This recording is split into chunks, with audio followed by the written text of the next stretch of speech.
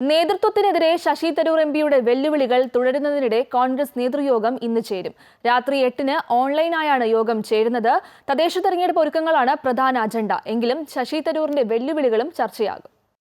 KPCC ഭാരവാഹികളുടെയും DCC അധ്യക്ഷന്മാരുടെയും യോഗമാണ് വൈകിട്ട് ചേരുന്നത്. 8 മണിക്ക് ഓൺലൈനായാണ് യോഗം.